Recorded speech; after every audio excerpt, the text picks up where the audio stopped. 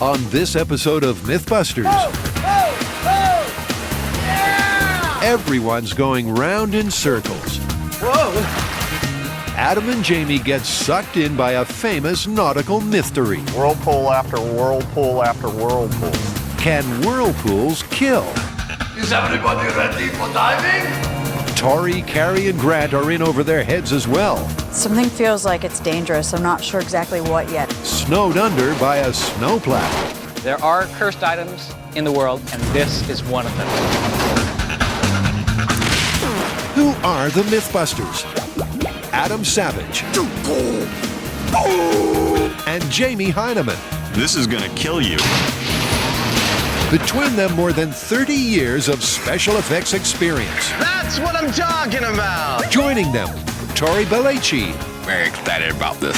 Carrie Byron, Look, he cracked into his skull. and Grant Imahara. Don't say anything. They don't just tell the myths, they put them to the test.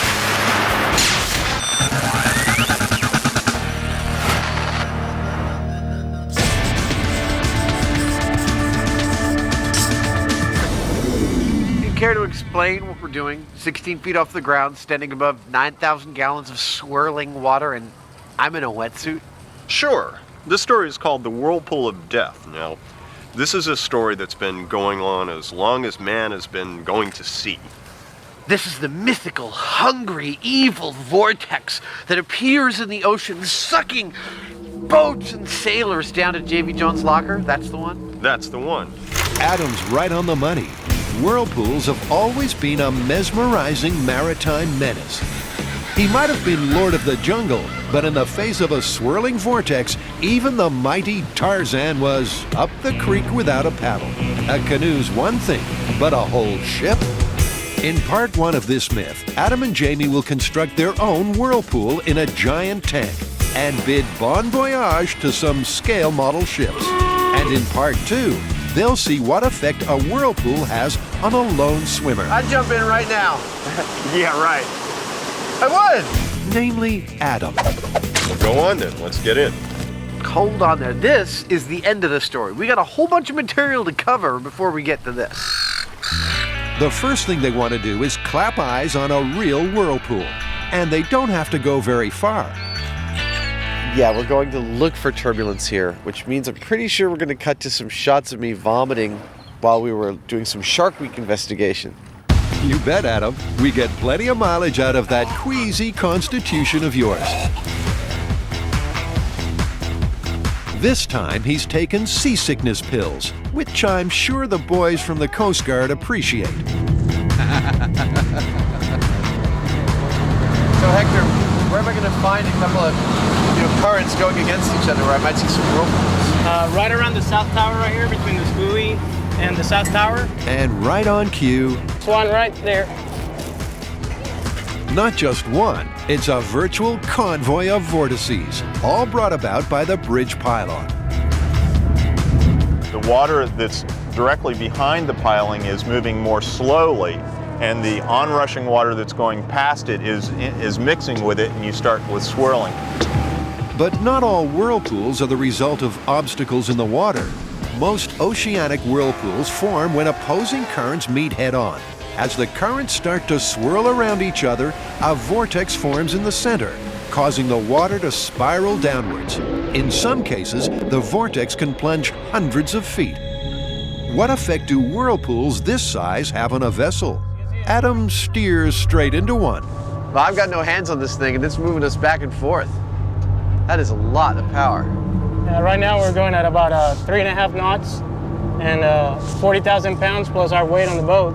Adam, I tell you what, these whirlpools may not do anything but make it a little squirrely to steer this boat, but if I was in the water with one of them, I think I'd be in a little bit of trouble. I don't know that it would pull me down so much, but it'd be definitely spinning you around. See, that's like 6-8 feet across. Yeah. And if you were in the middle of that, you'd be kind of like, you'd be a little upset. Yeah. All this unfettered nature is bringing out the beat poet in Jamie. Whirlpool after whirlpool after whirlpool. Knew there was a reason for the beret. Man, All of a sudden, I had an image of you at a poetry reading. whirlpool after whirlpool after whirlpool. Green maw opening up to take me down. I had a pet lion. And on that note, it's back to the workshop. Well, obviously, it's easy to create a whirlpool in a cup. Well, that would be a whirlpool. That would be a whirlpool.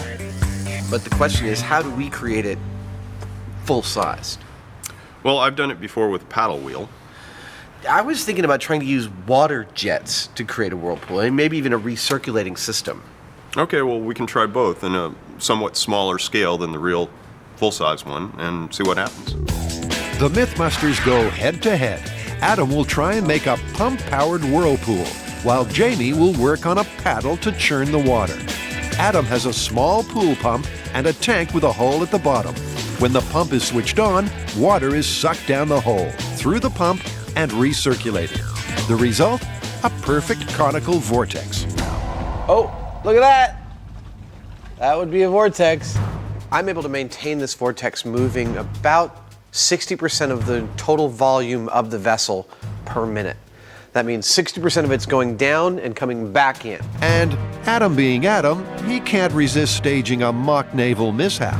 Technically, if this is a real container ship, this whirlpool would be well over a mile in diameter. Here's a little boat, unsuspecting on the high seas, and oh no, it's a whirlpool! That would be bad. So the pump works well. Now it's Jamie's turn. He's got 2 metal paddles attached to a cordless drill motor. 330 RPM. The depth of the vortex is 9 inches. All right, let's move up to the medium-sized level. I want to kick it up a notch. Kicking it up a notch means a larger tank, a larger pump, and larger blades on Jamie's paddle. But while Adam's early results are replicated perfectly, 14-inch vortex. That's going all the way to the bottom, isn't it? Going all the way to the bottom. It's a perfect vortex. Jamie struggles to come to grips with the increase in size and speed. That's pretty much all the way to the bottom, and that's 15 amps. Okay. They up the ante again, this time a 50-gallon tank. Once again, the pump provides an instant vortex. Dude, perfect! Jeez, man, it's totally full depth. And Adams made an intriguing discovery. Each time they move to a larger tank, it takes proportionally less water to maintain the whirlpool. 48 gallons total, and in order to maintain that whirlpool, we only needed to move 25 gallons per minute. It means that as we're getting larger, it requires less of the total volume to maintain that whirlpool, which is fantastic. On the other hand, Jamie's paddles are using more power and threatening to take off. We've still got a way to go. We're only at 8.5 volts. Having trouble holding on to it. I'm really using a lot of strength. There's no beautifully shaped vortex, just a violent churning. It's more of like a huge depression. It's like you're slinging the whole ocean outward, and it's not really a suction vortex. It's just sort of centrifugal force throwing things away from the middle. And between the two, I'd much rather get into the one that I made with the pump than get into a tank with that thing. Funny you should say that, Adam. You know, I've been thinking about this, and I think we also need to actually test it on a full-size person. What do you think? Okay, I'll go in. I'm not gonna like it though. To see how much he's not going to like it, Adam makes a mini Adam.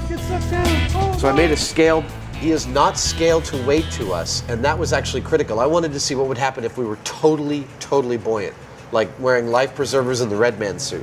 When we drop in from the side, whoa! I wouldn't be at all surprised if you didn't just pass out. And if you pass out and you're in that water, unless you're tethered, you're screwed. Once again, it looks like Adam will be going in over his head. It's not like you're hopping into a pool full of water. You're hopping into a cone of water that drops down potentially 10 to 15 feet below you. That doesn't sound really pleasant.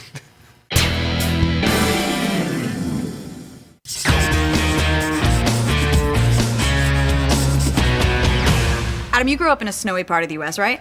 Yeah, So you're an expert on the snowplows. sure. Have you ever heard of a snowplow blasting a car off the road as it passes? No, in the winter that happens without any outside influence.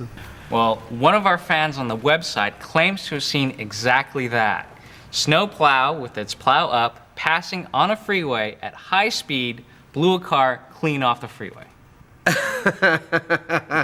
I'm extremely dubious. You can see where they're going with this one, can't you? They're going to get a snowplow and a car, have them pass head-on at highway speed, and see if the car winds up on its roof. It sounds simple, but this myth will push our intrepid trio to the absolute limit. This has been like the most troublesome myth I think we've ever done. And for Grant, one of the most dangerous. Where do you think we should start with this one? Well, first of all, I want to know how much energy it takes to actually flip a car. Yeah, that shouldn't be too hard to do. We could take our scales so we can measure force and then pick off a few points and just try and pull it over with a static load. You volunteering your car? Not my car. Okay then, how about this one? Tori's been scouring the car yards, and this looks like it might fit the bill flip-wise. It has a high center of gravity. It has a short wheelbase. It's got a lot of surface area being so flat, and it's really, really lightweight. To find out what it takes to knock this vehicle off its tires, Tori lassoes it, ties the rope to a force gauge, and attaches that to a pickup. Carrie counts off the pounds to tipping point. 500 pounds, 1,000 pounds. 1,000 pounds it peaked at. Then she calculates the surface area of one side and works out the pressure needed to push the vehicle over. I've done the calculations. It's going to take 0.21 psi to flip this car. That's pounds per square inch. They've got their test vehicle. The other thing they need is a snowplow.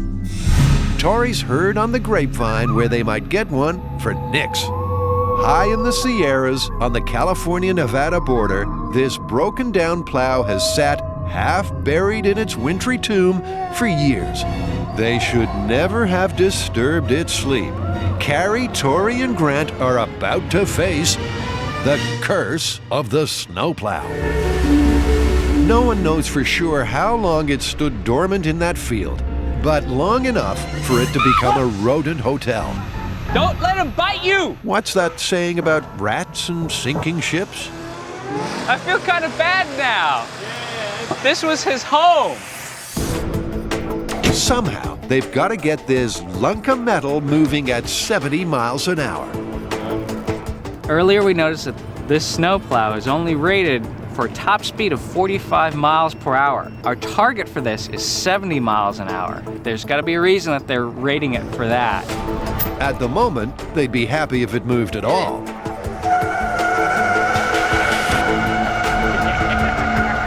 Who knows why this thing won't roll? I mean, this thing is really old. It could be rusted. The wheels could be rusted, stuck. It could, the drive shaft might be stuck in the engine and we can't get it out of gear.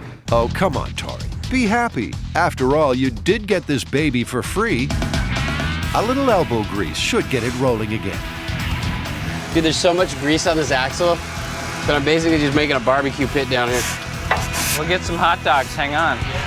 Hey, Carrie, the rat turds are almost done. I think she likes hers rare. When it does get going, they'll want to know how much air pressure's coming off the plow. So Carrie builds a pressure gauge. Basically, it's a tube filled with colored water. As air pushes in one end of the tube, the water level rises along a scale marking off air pressure in pounds per square inch. An anemometer will also measure wind speed. Now, as the plow's not yet rolling, they test the gauge by bolting it to Jamie's truck and tearing off down the highway.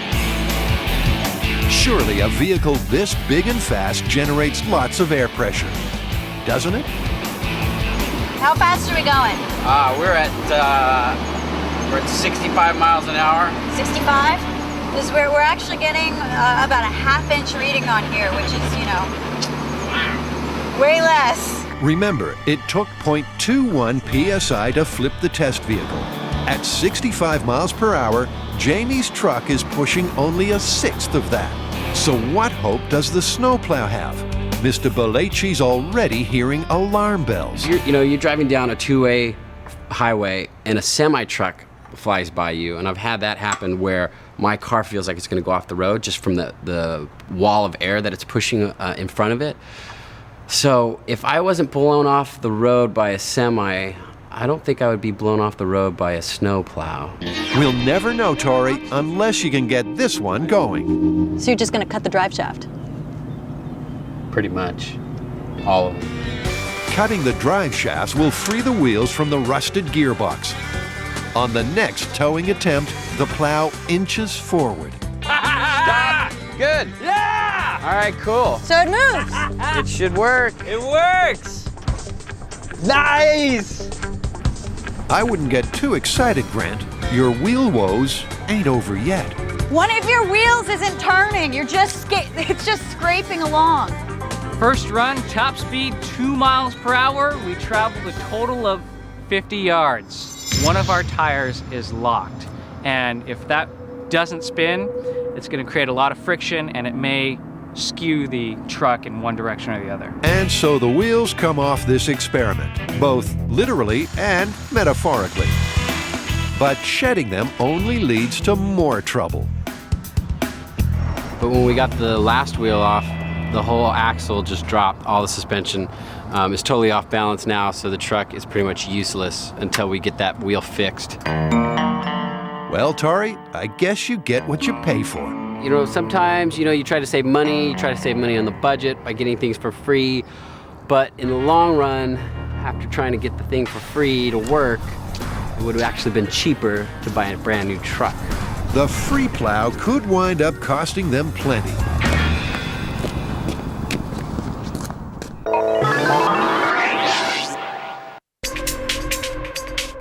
Adam and Jamie plan to make a whirlpool in order to see if a ship really can be sucked down in true Hollywood special effects style. They also plan to throw Adam in and see if he's swallowed whole. Now, what they'll be wanting is a whirlpool like this one. It's the world's largest tidal vortex, and it churns the waters off Deer Island Point in Canada. Nicknamed Old Sow, it can reach more than 200 feet in diameter and has been known to swirl at a top speed of around 14 knots, almost 3 times faster than the eddies Adam and Jamie saw under the bridge. I was concerned and wanted to make sure that our methodology for a full-scale whirlpool was super accurate, and actually I confirmed it with a couple of experts. Our recirculating pump method is absolutely the most accurate way to reproduce a tidal whirlpool. Great. Well, we've got our pump, and our researchers also got us a 9,000-gallon tank. So that should be, sufficient for our needs. And I suppose next we need to start thinking about the boats. Well, we're not going to fit a real boat in there, so obviously, yeah. If we want to try something like a container ship, I'm going to have to make a scale one. We should also make something like a fishing trawler, or something that is smaller in real life as well. That sounds great. Suddenly, a normal day at M5 turns into Christmas morning. Look at that. It's the toy every kid wants. A container ship. Gee, thanks, Dad. Now I can replicate international commerce. The container ship model is 1 to 550 scale. The model trawler is 1 to 50. These boats are already the correct scale and size for us. I just have to make sure they sit at the right height in the water, their displacement's correct, and then, we can run them into the whirlpool and see what happens to them. Time is short, so he calls for backup. We brought back Jess from the Mailbag Special. You remember Jess. She was one half of the girls' team trying to reproduce Archimedes' death ray. There is a fierce competition going on right now, and we're okay with it because we know eventually we're going to win. They didn't win. I think that they cheated. But it's that sort of fighting spirit they need around here. She's going to help me with some of the stuff to do on this boat, getting them leveled up and getting their displacement correct, so when the whirlpool's going, we have scale ships to test. Jess's first job? Filling the hulls with lead shot so the models displace a realistic amount of water. Unfortunately, this container ship might have to leave port without its containers. It's just going to be too top heavy. So I think we need to eliminate these altogether. But we should seal up this top so that it doesn't gather water. While Jess gets everything ship-shape, This is gold and purple. How much cooler does it get? Adam and Jamie are off to the local dive shop. Hello. Hi, good to see you again. Good to see you. Hello. Hi. If Adam's planning to jump into their whirlpool of death, one or two safety precautions mightn't go astray.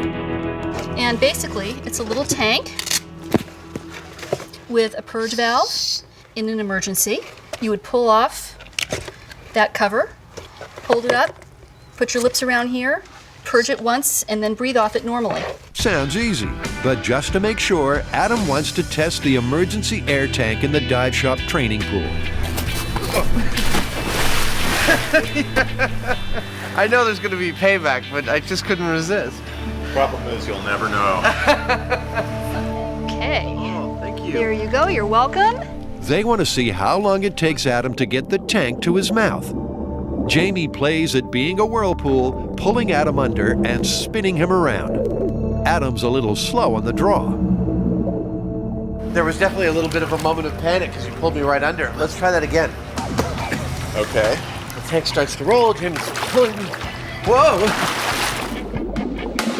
This time he can breathe easy. That is like the ultimate little secret agent thing. And, you know, it's what you'd want to have in your arsenal is like, dun, dun, dun, dun, dun, you know, going under the water to go put the charge on the ship or something like that. Let's just hope you don't have to use it during the full-scale experiment. If what happened to your model is anything to go by, that tank could be your last gasp.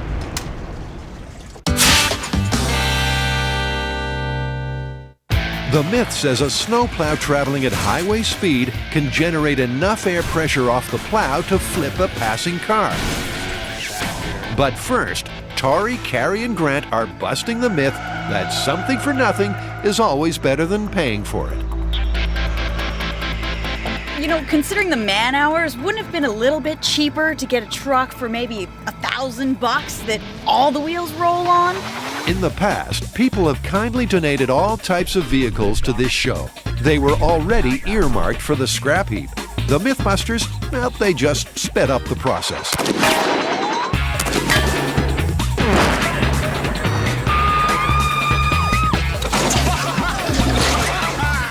This time, though, they need their free plow to function. You know, it was free.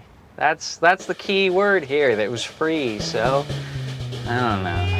With one of its wheels totally frozen, the only thing this plow's likely to flip is Tori's lid. Finally, after almost 2 days and several gallons of lube, Look at that.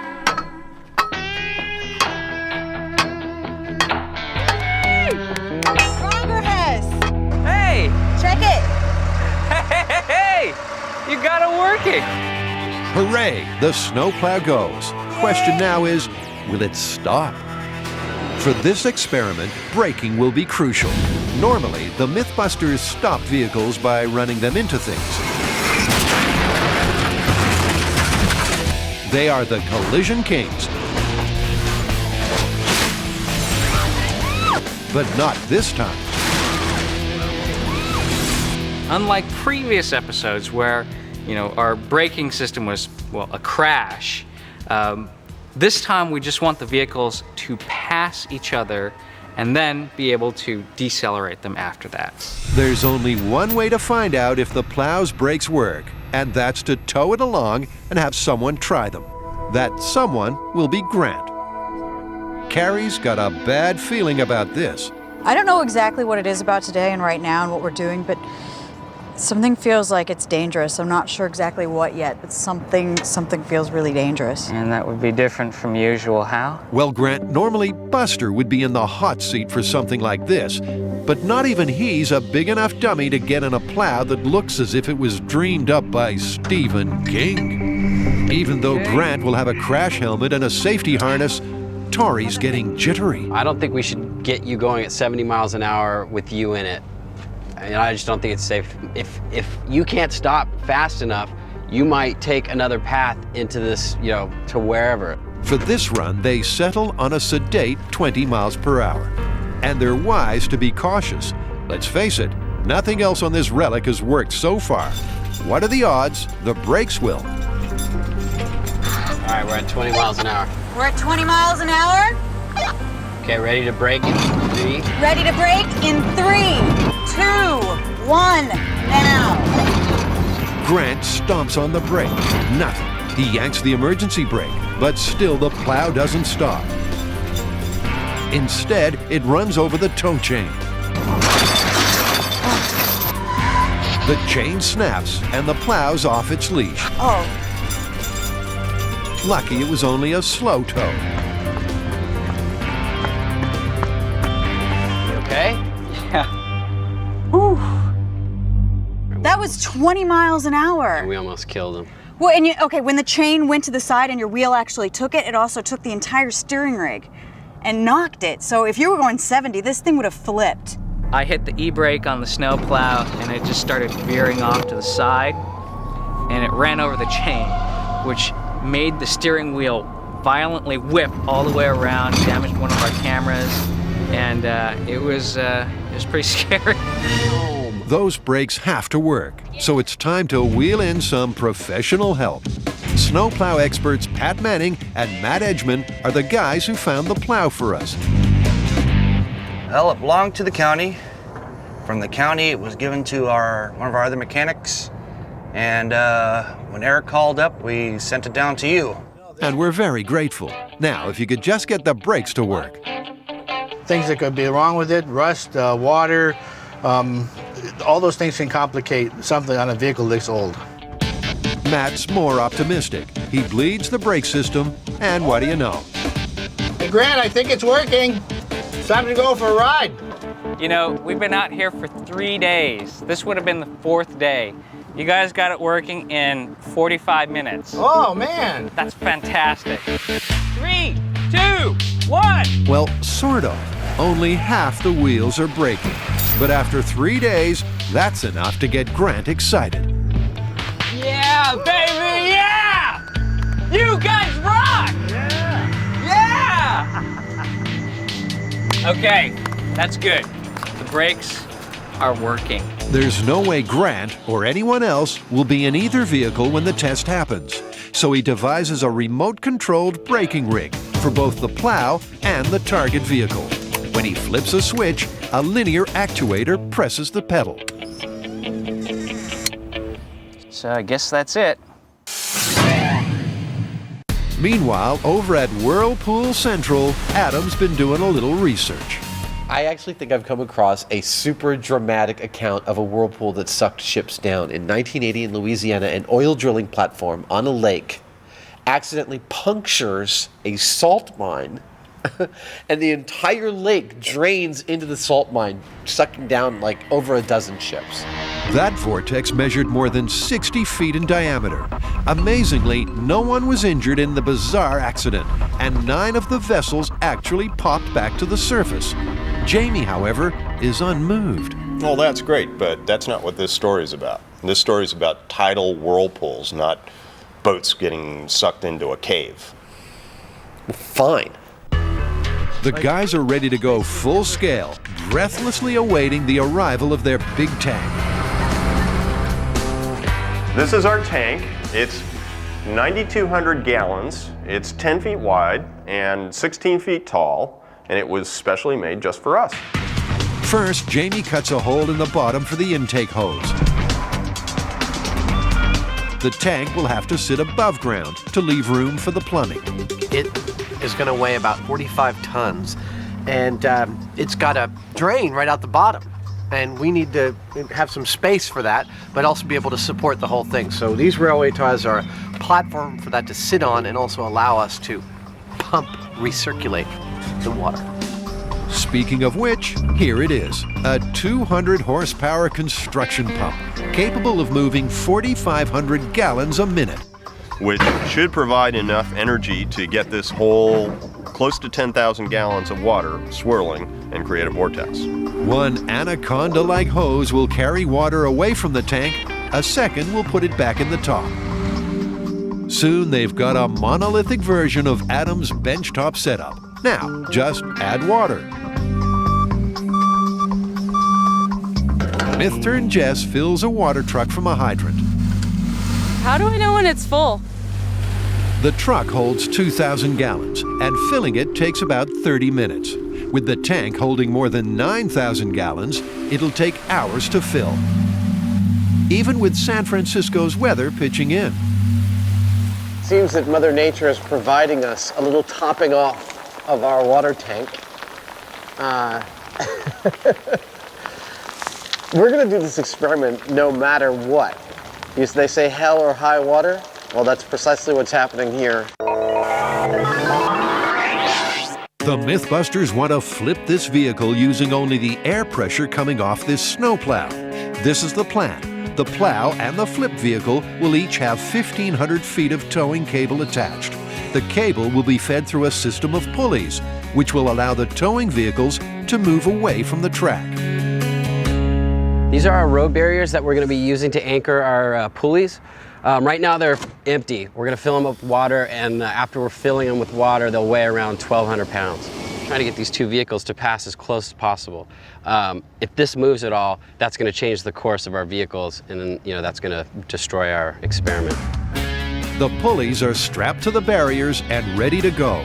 But before getting the vehicles to pass, they've got to make sure Grant's remote braking rig can stop the plow. We're going to hook it up to the 1,500 feet of cable, tow it through the pulley system, and then brake and pray that everything works. And just in case it doesn't? I'm laying sandbags down for the last Hail Mary in case the brakes don't work. It'll slow down the snowplow and we won't end up busting our barriers. Are we ready to go? I'm ready to go. You ready? Yeah. Let's do it. How confident are you in these brakes?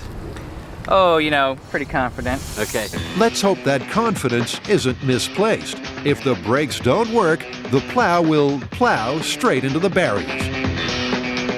Okay, Carrie, call out the miles per hour as you accelerate, and when you hit 70, get ready for a little bump. Okay, rolling in 3, 2, 1. Carrie accelerates. Like some horror movie monster, the plow lurches into life.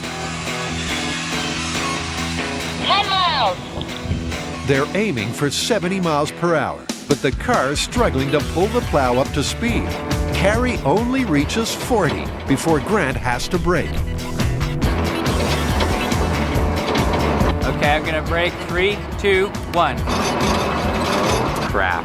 The plow doesn't even slow down. Oh, no! Oh, man. Well, let's see I guess that would be 100% carnage. Tori, you're 100% correct. I think that rear wheel that's been giving us problems locked up again. We're dragging that. I fired the actuator and, well, just kept right on trucking. This is how things usually look after a MythBusters experiment, not before. I just sliced them. Well, I'm not happy. We weren't able to get the truck to stop. Our steering mechanism has been ripped off the truck, so I'll have to re-weld that back on. We've destroyed 2 road barriers, and tomorrow we're supposed to do the experiment. I'm thinking we're gonna build a wall of sandbags. At least that might be our best bet to stop this thing. You mean, so you spent 3 days on a remote control trigger and we're gonna put a wall of sandbags in front of it? All right, this has been like the most troublesome myth I think we've ever done. The curse of the snowplow strikes again. Back at the big tank, Adam's itching to know if his plan to pump start a Whirlpool will work in 9,000 gallons of water. So they fire up the pump and give it a whirl. Ho, ho, ho! Yeah! I guess we judged it right. Oh, that is so, oh man! In fact, it's working too well. Nature's fastest vortex moves at 14 knots, about 42 revolutions a minute, which looks something like this. But remember, they've got 2 scale model ships. What happens when they scale down the Whirlpool to match? 1/50th scale? That's 1 revolution per minute. Which looks like this. And the 1/500th scale container ship? That's 1 revolution every 10 minutes. Which is practically not moving at all. So after all that, their scale experiment simply won't work. But leave it to Adam to put a positive spin on things. So I think we look at this as a damage experiment. We see where the ship starts sustaining actual danger and damage of sinking, and then we calculate what the speed is and see how that compares to real-world whirlpools. All right, this is our 1/500th scale container ship. It's actually 1,000 feet long in real life, like the ones behind me. Imagine this is the ocean. If this ship was real, it would be traveling at 230 miles per hour. And even then, it's not in any danger of being sucked down. So in terms of scale of a naturally occurring whirlpool, that's busted. That's going 20 times faster than the fastest whirlpool ever recorded. So it's like over 200 knots or something, right? Yeah, it's way off the charts. So now we have to find out what it would take. The pump roars into life, and soon a vortex of supernatural strength opens up.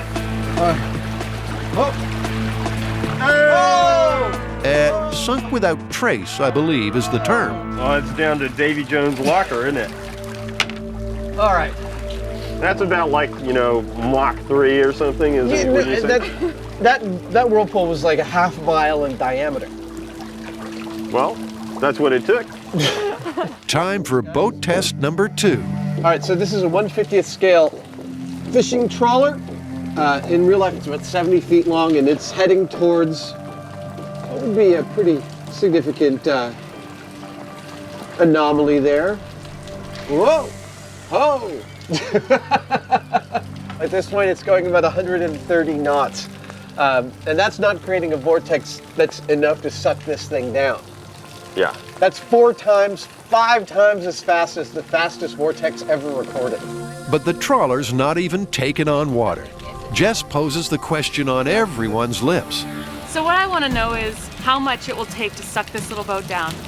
All right, well, let's start up the pump. This vortex would be 150 feet in diameter, moving at more than 100 knots. Anchors away.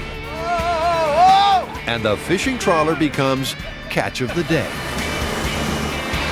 Now, that is the kind of whirlpool they write about in fiction. Unfortunately, there's no such thing as that kind of whirlpool in that scale in the real world.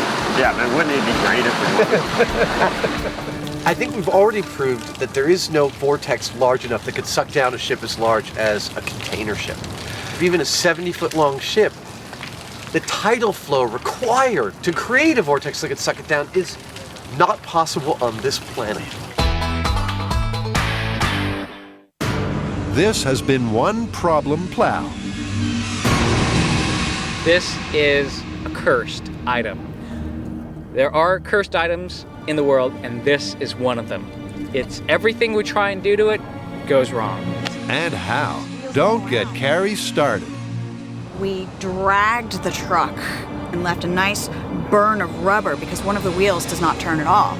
So then we tried to get the tire off. Everything's rusted shut. So Tori had to make this giant lug wrench, and then there was another tire behind that.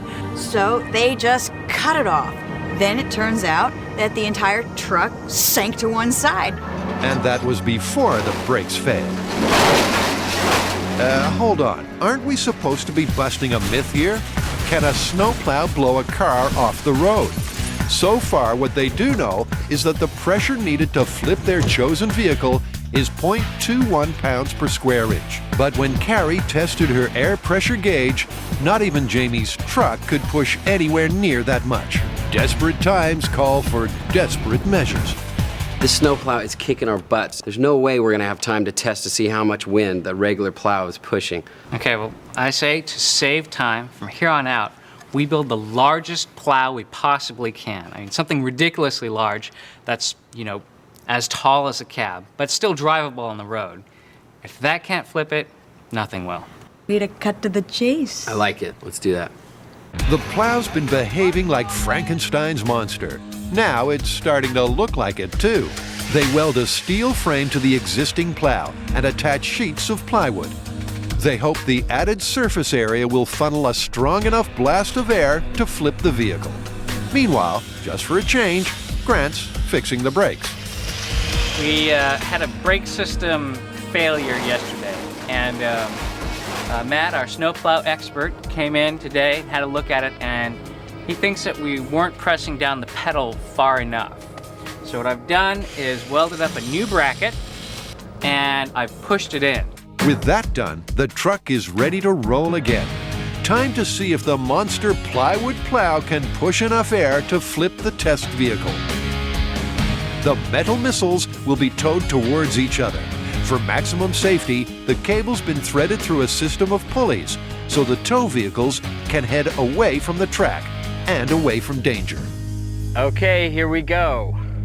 In 3, 2, 1, go. The plow extension will increase drag, meaning it'll be even harder to tow the lumbering beast up to 70 miles per hour. Nevertheless, they gun the tow vehicles. The snowplow's moving. Okay, the snowplow's moving. And the target vehicle's moving. Great. Nice. Now there's no turning back. The plow hits 60 miles per hour, faster than it's ever gone before. Will the vehicles cross paths or crash head-on? They pass like jousting knights, the distance between them just a few feet. The target vehicle doesn't so much as tilt. All 4 wheels remain firmly on the tarmac. After everything that's happened, finally they have a successful test. Now Grant just has to bring both vehicles to a gentle stop.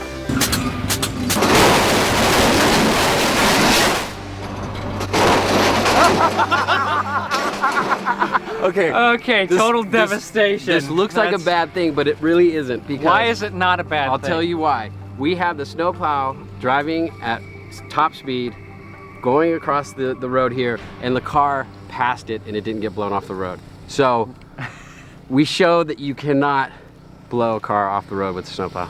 The super plow is nothing but smashed plywood and twisted metal. It looks like urban destruction. I bet this is gonna be a really good shot. Oh yes, Carrie, it is. The brakes obviously failed again. Or did they? Grant's got a confession. Forgot to activate the brake. You didn't activate the brakes! Well, no, I activated it after crashing to the barrier. I knew there was something up because that went right through. Yeah, well. That was cool. Yeah, I think that's why my snowplow looks like that. Yeah. Strangely enough, no one appears too upset.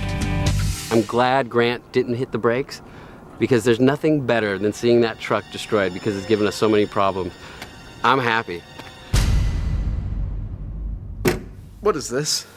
This is the door from the snowplow. We decided to keep it. Why? I don't know, because we had so many problems with that snowplow. We should just melt it down, but I guess we're gonna keep it as a reminder. I take it wasn't the easiest myth to bust. Yeah. No, we did everything we possibly could. We used an unfeasibly large snowplow, the biggest plow that our expert concedes he'd ever seen. Also, we used a really small lightweight car. And we did get the car to pass the snowplow about 4 to 6 feet apart at 60 miles an hour. Nothing happened. Nothing. It didn't flip.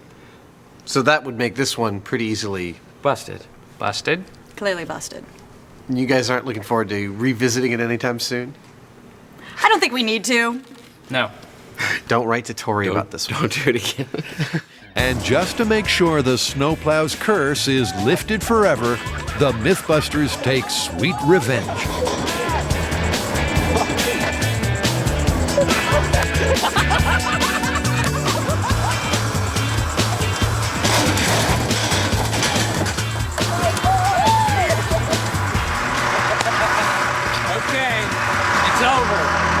It's over now. The curse is over. The curse has ended. That's it.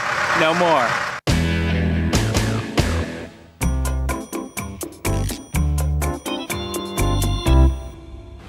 The Whirlpool of Death myth has gone down the gurgler. Adam and Jamie have shown that no natural whirlpool is powerful enough to swallow a ship. Well, it's down to Davy Jones' locker, isn't it? But how about a person? Well, we're about to find out. How many other people get a chance to jump into a huge man-made vortex? Don't think many are queuing up, actually, Adam. Is everybody ready for diving? As excited as he is, Adam won't just dive into the tank. He'll hold onto a trapeze, which Jamie can raise or lower. Even so, it's risky. If Adam loses his grip and gets swallowed, the emergency air supply will give him just a handful of breaths. All right, I'm going in. All right, be careful.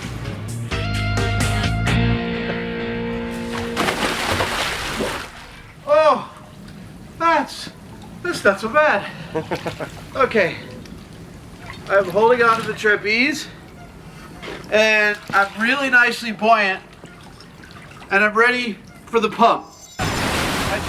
The water will be moving at the same speed as the world's fastest natural whirlpool, over 14 knots. Starting to form, Adam. Oh, that is cool! The vortex gathers strength. Adam starts to feel suction, pulling him down. Whoa! Oh, wow, I can totally feel it in my feet. That is cool! Woo! Whoa! After less than a minute, Adam's whirlpool pirouette is making him giddy. Jamie cuts the pump before he can lose his grip. Adam's body slowly stops spinning, but not his head. Are you okay? Have you ever really looked at the sky? For my money, that was about as good as it gets in terms of a whirlpool. Well, I would agree, actually. And I would say that if I hadn't been tethered, I would definitely have been sucked down by that. But, so I would say that we could conclude a naturally occurring whirlpool could be lethal to a swimmer, but not a boat. We didn't really see it go all the way down because I was kind of keeping you up out of the water. Do you feel comfortable with letting yourself be lowered a little further to where you're going to get your head underwater? Yeah, I don't feel that great. I feel a little queasy, but I think I can handle one more test. When Adam says he's feeling queasy, they should know something's up, or about to be up. No sooner does Jamie lower the trapeze Stop the boat! and the experiment reaches its predictable, some would say inevitable, conclusion. Yo heave ho indeed. Did you get that?